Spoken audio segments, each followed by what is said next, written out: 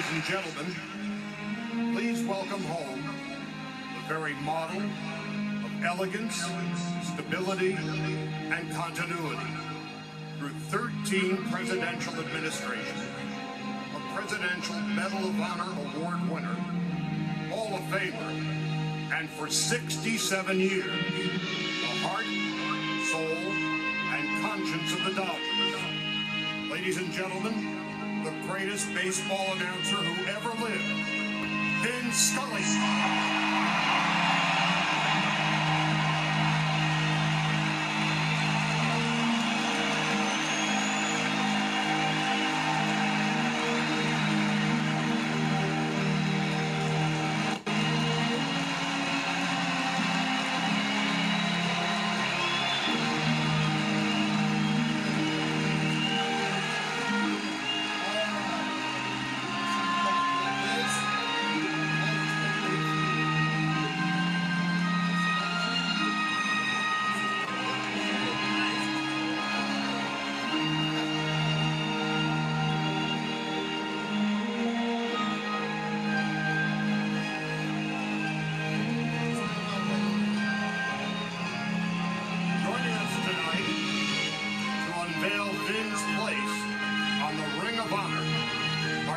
Dodger legends who have staked their own position of prominence and permanence here at Dodger Stadium.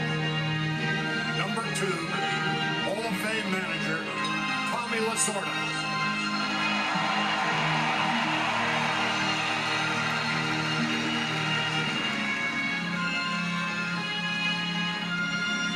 And number 32, Sandy Koufax.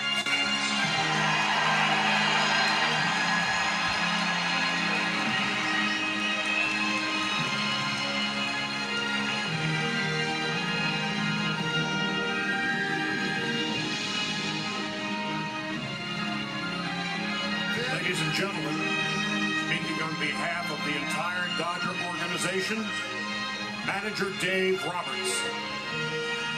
Vin, it's great to have you here with us, now and forever, as you take your rightful place among the greatest Dodgers of all time.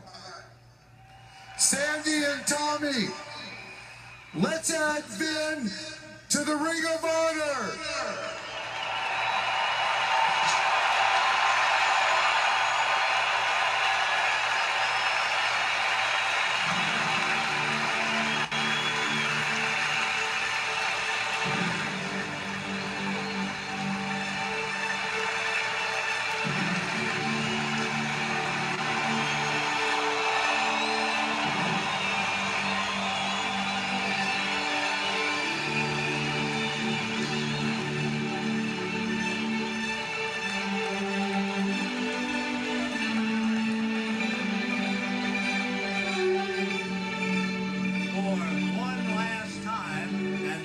To join me, that's great.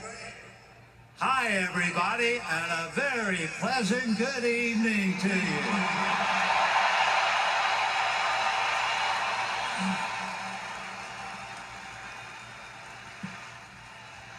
This is a rather emotional moment for me, but I'm trying very hard to keep a stiff upper lip. Those are numbers to many. To me, they are friends of mine throughout my baseball life. From Pee Wee Reese, number 1, to Don Drysdale, number 53. And in between, dear pals. I can remember sitting at the feet of number 39, Roy Campanella. And it was a spring evening in spring training. And I sat on the grass. And Cappy sat on a bench, and he talked about the days playing in the Negro Leagues, as they called it. I can look at 24, the manager of the Dodgers, the quiet, strong man, who one day in Pittsburgh, after the Dodgers had lost a game and were passed by the pirate bus on the freeway, one of the Dodger players made a crack about why don't we have better buses. And number 24 said to the driver, "Stop the bus." And he turned to the bus and said to the players, "I'm stepping outside, and if anybody wants to come out and discuss the travel transportation of this team, come and talk to me." But of all, I guess, I look at 1 and 2. Number 1 was Pee Wee Reese. He was always the captain. His wife was the house mother for all the young wives of the rookies who joined the club. And of course, number 2, Tommy Lasorda. I was telling the writers earlier, the first time I heard the name Tommy Lasorda was in spring training of 1950. And Buzzy Bavesi, the general manager of the team, said, "I've got to leave and stop a kid from killing himself." And I said, "What are you talking about?" He said, "We have a kid named Lasorda, and he's going to pitch batting practice to every player in camp." In those days, the Dodgers had 26 farm teams and 125 players known as free agents. So what Tommy was going to do for $50 was pitch to 725 players in batting practice. So Bavesi said, "I've got to stop this kid from killing himself." But that was the first time I heard about the drive inside of Tommy Lasorda. So with all those numbers, I see faces, I hear voices, I see their athletic ability, and now they're welcoming me home. But you know what? Just between you and me, and don't tell management, I don't deserve to be up there with them.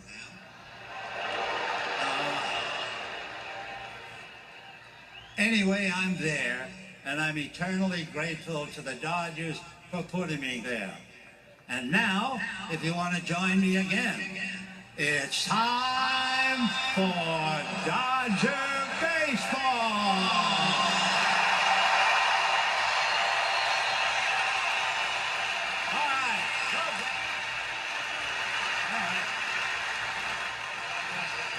Right where you're supposed to be.